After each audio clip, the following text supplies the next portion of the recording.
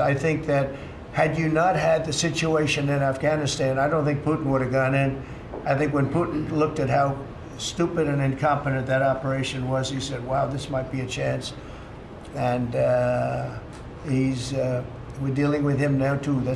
We're not happy with Putin. I'm not happy with Putin. I can tell you that much right now, because he's killing a lot of people. And a lot of them are his soldiers and their soldiers, mostly. And it's now up to 7,000 a week.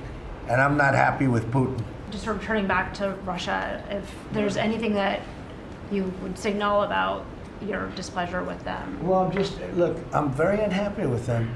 There's no reason for this. It's turned out to be tougher, but it's only tougher.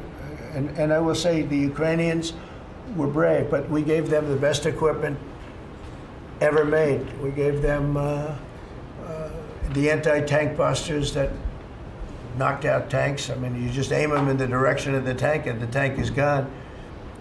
We gave them missiles, the latest and the greatest. They were able to shoot down a lot of things that would have normally wiped out. You know, probably would have been a very quick war. It would have been a war that lasted 3-4 days, but they had the benefit of unbelievable equipment. And Europe gave them too. We gave them far more because Biden shouldn't have done that. He should have equalized. We should have given him the same, or we should have given actually less than Europe. It affects Europe much more than us, but we're in there for over $300 billion. Europe's in there for over $100 billion, but still, Europe gave a lot. And I will say this, the Ukrainians, whether you think it's unfair that we gave all that money or not, they were very brave because somebody had to operate that stuff. And a lot of people I know wouldn't be operating it. They wouldn't have the courage to do it. So they fought very bravely. But we gave them the best equipment in the world. We make the best military equipment by far. There's nobody close. You look at other equipment from other countries, it's not even close. That's why everybody wants to buy our equipment. And that's why we're going to step up these contractors now that make it. And they're brilliant, but they make it too slowly. And we have to step them up, Pete, and let them make it at a much higher rate. Unfortunately, we have to do that. But if you look at our Patriots, if you look at our Tomahawks, if you look at our, well, what we do with tanks is, you wouldn't want to be driving a tank. You would feel nice and secure, but they are javelins, they're called.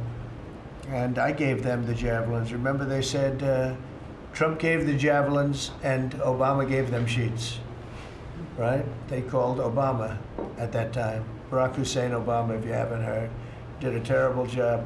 But that was a war that should have never happened, and a lot of people are dying, and it should end. And I don't know, we get a lot of thrown at us by Putin for you want to know the truth. He's very nice all the time, but it turns out to be meaningless.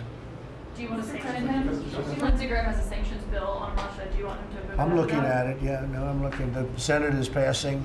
And passed a very, very tough sanctions bill. Yeah, I'm looking at it. Can you sign that? It's an optional bill. It's totally at my option. They passed it totally at my option, and to terminate totally at my option.